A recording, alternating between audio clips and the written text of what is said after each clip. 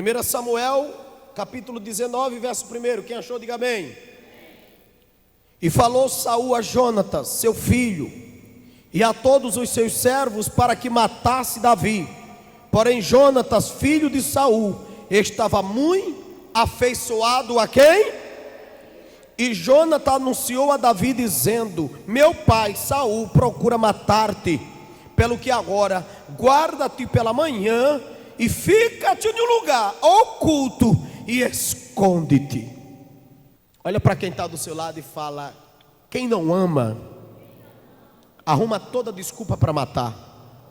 Mas quem ama, faz de tudo para deixar vivo. Jonatas entrou para a história à sombra do pai, mas poucas coisas herdou do seu genitor. Demonstrou ser um guerreiro cheio de coragem e determinação. E aliado à sua coragem está a sua humildade, sua fé e a sua obediência. Sua amizade por Davi nasceu de forma inesperada, quando assistiu de perto a vitória do jovem pastor de ovelha. O jovem pastor de ovelha venceu o gigante Golias na frente dele.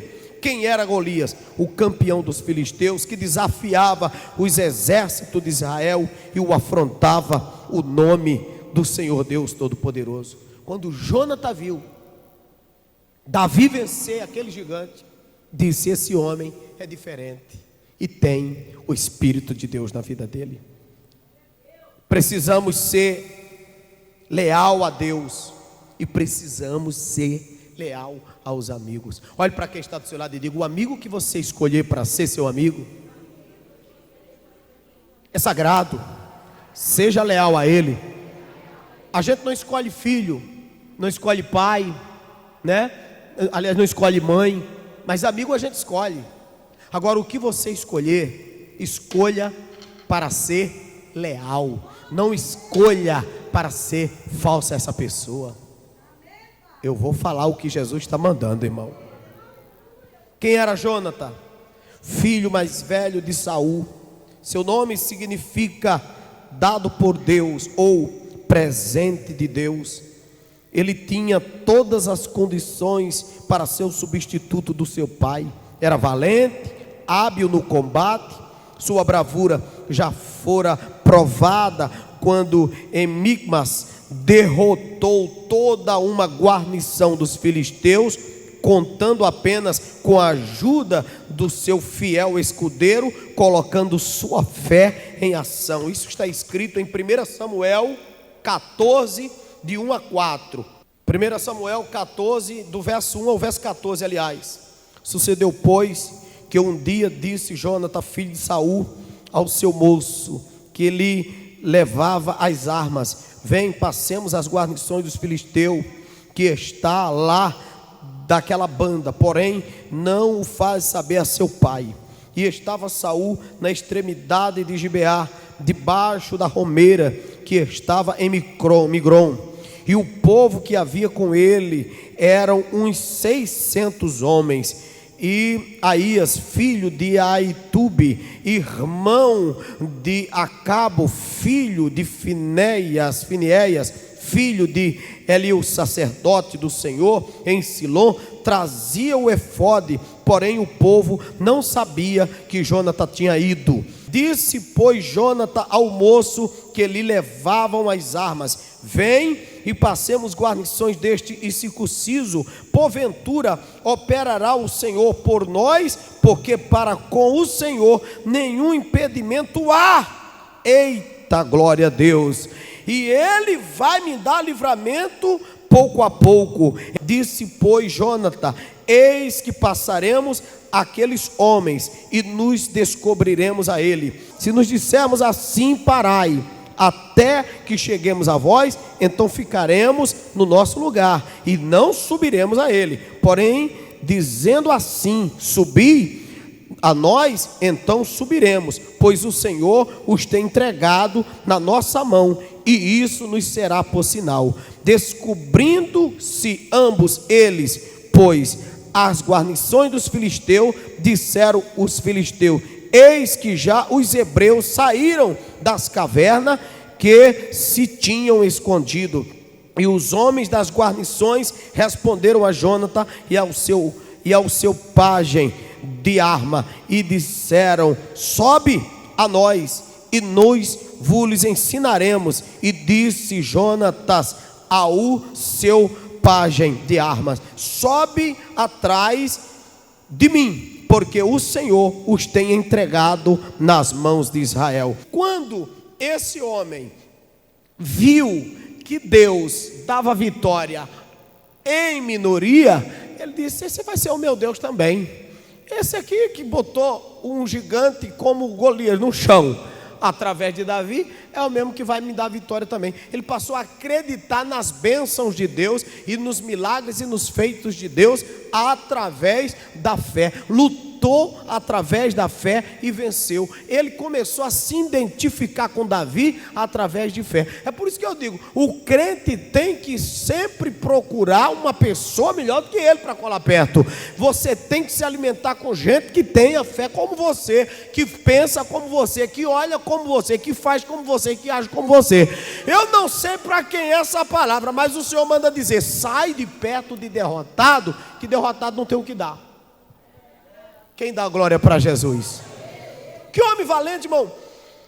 Filho de Saul, herdeiro do trono, que podia, meus amados, herdar de Saul toda a malignidade, e não herdou. Foi diferente do pai. E agora Deus colocou um amor no coração dele por Davi maior do que o coração, do que o amor dele pelo próprio pai. Eu não sei para quem é a palavra, mas o Senhor manda te dizer também: se tu anda recebendo rejeição de alguém que tu esperava muito, não te preocupa não, porque Deus vai fazer alguém que tu nem espera te amar mais do que tu imagina. Quem dá glória para Jesus? Agora diga para quem está do seu lado: só é que você não fica. Eita glória! Entretanto, por direção de Deus, os rumos da história de Saul e de Jonathan foram mudados. Mudou completamente. Isso ocorreu de forma surpreendente. Meus amados, Israel estava no campo de batalha contra os filisteus no monte, no vale do Carvalho, e os filisteus estavam do lado oposto do vale, também sobre um monte. Em 1 Samuel 17, verso 1, a gente vai conferir essa palavra. E os filisteus ajuntaram os seus arraiais para a guerra, e congregaram-se em Secó, que está em Judá. Vocês vão ler agora o versículo 2 até o 3. Olha o que diz: porém Saul e os homens de Israel se ajuntaram e acamparam-se no vale do Carvalho, e ordenaram a batalha contra os filisteus. E os filisteus estavam no monte da banda da Além, e o vale estava ali no meio de quem? Deles. Um gigante filisteu de nome Golias, campeão do seu povo, desafiava os exércitos de Israel, mas ninguém tinha coragem de enfrentar o inimigo. O clima de medo prenunciava a provável derrota de Israel. Disse mais o filisteu: hoje desafio as companhias de Israel, dizendo: dá-me um homem para que ambos pelejemos. Ouvindo então Saul e todo Israel essas palavras dos filisteus, espantaram-se e temeram muito. Uma coisa que você não pode ter nenhuma guerra é medo, mas veja que o medo já estava predominando o coração do exército de Saul. Meus amados, Jessé então envia Davi ao local de batalha. Para quê? Para entregar víveres para os seus irmãos, ou seja, comida, e para o chefe do seu exército. 1 Samuel 17, do 12 ao 21, que é uma leitura extensiva, então eu não vou ler, mas 17 do verso 12 ao versículo 21. Contrariando seus irmãos e o próprio rei Davi, oh meus amados irmãos, aliás, contrariando seu irmão e o próprio Saul, errei o nome do rei, Ele então, esse menino, por nome Davi, que foi levar comida para os irmãos, se dispôs a enfrentar o filisteu com permissão do rei, confiando em quem? Em Deus. Lá vai Davi ao encontro do gigante com 5 pedras dentro do seu bornado. Dá glória para Jesus aí. Diga para quem está do seu lado, precisa de muito não. Ele vai cair hoje. Quem dá glória para Jesus? Então, amados, a gente observa, aleluia, o encorajamento de Deus na vida das pessoas que Ele quer honrar, que Ele quer abençoar. E com uma única pedra, Ele derruba o gigante e mata com a espada. Ele derruba com a pedra, mas Ele mata com o quê? Com a espada. Vai lá, fala comigo. Ele derruba com a pedra, mas Ele mata com a espada. Olha para quem está do seu lado e fala: as estratégias de Deus é a pedra, mas não esqueça da espada, viu, irmão? Quem dá glória para Jesus? Tem muita gente por aí, só pedra, não quer mais saber da Bíblia, né? Amém, igreja? É pedra, mas para a conclusão do negócio, você precisa de quê? De espada. Diga: eu vou usar a minha espada. Dá um glória para Jesus aí, irmão. Foi uma vitória de um desfecho surpreendente. Um gigante vencido por um jovem pastor de ovelha. Um exército inteiro posto em fuga após um combate inusitado e desigual. Meus queridos irmãos, assistindo o duelo, quem estava? Jônatas, filho de Saul.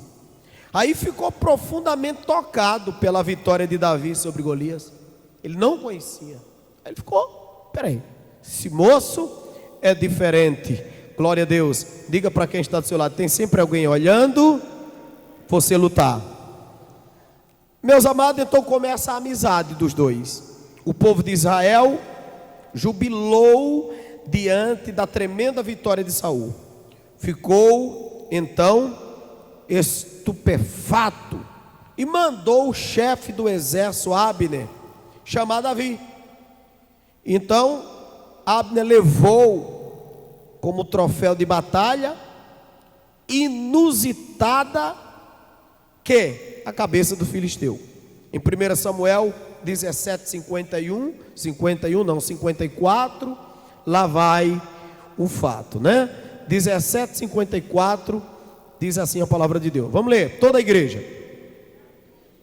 E Davi tomou a cabeça do filisteu e as trouxe a Jerusalém, porém pôs as armas dele na sua tenda. Entrar em Jerusalém com a cabeça de Golias na mão, ai, é um grande prêmio. Porém Jônatas, filho de Saul, foi quem mais foi tocado em suas emoções e sentimento em relação ao jovem pastor, que derrotou o gigante com o uso de uma simples funda e um tiro de pedra. De imediato, aquela admiração despertou em Jônatas um sentimento de amizade e de amor, um amor fraternal por Davi. Deus tem seus caminhos quando Ele quer criar circunstância ou mudar circunstância, segundo os seus propósitos, amoroso e soberano. Ele faz e Ele faz com quem Ele quer. Quem diz amém, Jesus? A Bíblia registra com expressão tocante os sentimentos de Jônatas por Davi. Diz o texto bíblico assim: e sucedeu que, acabando ele de falar com Saul, a alma de Jônatas se ligou com a alma de Davi, e Jônatas o amou como sua própria alma. Vocês acabaram de ler em 1 Samuel 18, versículo 1, 3 e 4. O texto registra expressões que significa que Jônatas não só admirou grandemente a coragem e a audácia de Davi, como sentiu no seu íntimo que deveria nutrir por ele profunda amizade fraternal. Ele disse: não, eu quero continuar assim e quero cativar essa amizade por Jônatas. Glória a Deus. Grupos homossexuais procuram distorcer o sentido desse texto, quando a Bíblia diz que Jônatas fez aliança com Davi, porque o amava com sua própria alma, e entregou a Davi suas vestes e equipamentos de combate. Em 1 Samuel, capítulo 18, verso 3 e 4, eles o fazem de forma desonesta e tendenciosa, afirmando que Jônatas sentiu atração sexual por Davi e que ambos deram início a uma relação homoafetiva, nada mais incoerente com a verdade bíblica. Jônatas era casado, pai de um filho, cujo nome era Mefibosete, que depois Davi cuidou desse menino quando estava no palácio. Em nenhum texto da Bíblia se diz que Jônatas desobedeceu a Deus e a sua lei. Ele sabia que se fosse homossexual, estaria cometendo abominação ao Senhor. Levíticos 18, verso 22, diz assim: com varão te não deitarás, como se fosse mulher, abominável é. Na verdade, aquela amizade calorosa foi inspirada por Deus, pois Jônatas deveria ou haveria de ser, tempos depois, o amigo que iria livrar Davi das ciumentas e sanguinárias de Saul. Eles fizeram uma aliança espiritual, não uma parceria abominável aos olhos do Deus Todo-Poderoso. Está escrito em 1 Samuel 18 e 3 que eles fizeram uma aliança. Uma aliança é uma coisa, irmão. Uma parceria conjugal é outra. Não confunda parceria conjugal com aliança. Aliança é coisa espiritual. Somente a má fé de quem usa a palavra de Deus para justificar seus pecados é que pode afirmar tamanha incoerência. Deus aprovou a amizade entre Davi e Jônatas. Isso é que é importante. Há um provérbio popular que diz: tal pai, tal filho, sugerindo que os filhos tendem a demonstrar o mesmo comportamento de seus pais, mas tal entendimento não pode ser generalizado. O exemplo de Jônatas é aprovado por isso, é prova disso também. O seu caráter praticamente era oposto ao do seu pai. Saul era um homem inseguro, ciumento. Jônatas não herdou nem desenvolveu esse traço de personalidade do pai. Ao contrário dele, era corajoso. Em Micas, ele lutou contra as guarnições dos filisteus com seu pajem de arma e os derrotou confiando em Deus. Revelou-se um verdadeiro comandante de tropas, um herói, um homem de fé. Isso está escrito em 1 Samuel 14, versículo de número 6. Ele revelou firmeza, meus amados, de diante dos seus inimigos. Ele revelou lealdade. O seu coração era bom. Ele tinha um caráter diferente do seu pai.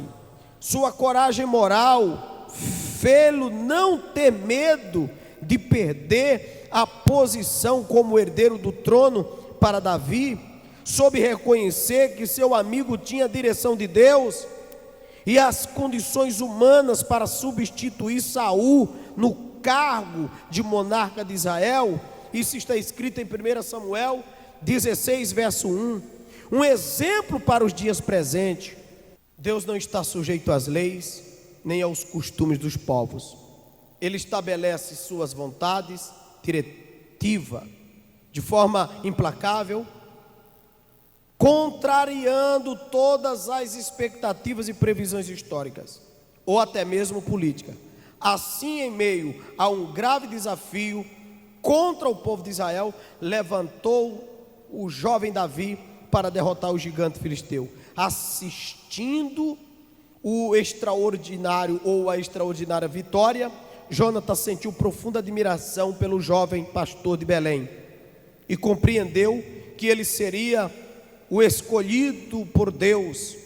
Em lugar de inveja ou ciúme, Jonatas tornou-se o maior e mais leal amigo de Davi. Seria tão bom se cada um aqui que não tem capacidade para atacar o barco viesse para trás e dissesse para quem tem: conta comigo. Mas parece que quem não tem capacidade, pastor, para atacar o barco, quando reconhece que não tem capacidade, fica com raiva de quem vai e começa a sabotar o conjunto, sabotar o coral, sabotar isso, sabotar aquilo. Meu querido, se você não tem capacidade, passa para quem tem e fica do lado. Eu vou sair para deixar a pessoa à vontade. Não, você não vai sair coisa nenhuma, você vai ficar do lado, agarradinho ali, dizendo como Ruth disse para Noemi: o teu povo é o meu povo, a igreja é a mesma, aleluia, o céu é o mesmo, a vitória é a mesma, então conta comigo, eu não vou sair, ainda que você me tirasse, eu não saía, porque eu quero te ajudar a dar certo. Eu não vou dizer mais nada não, fica de pé. Acabamos de apresentar pela rede AD Família de Comunicação, Meditação no Santuário, com o bispo Edinaldo Silva.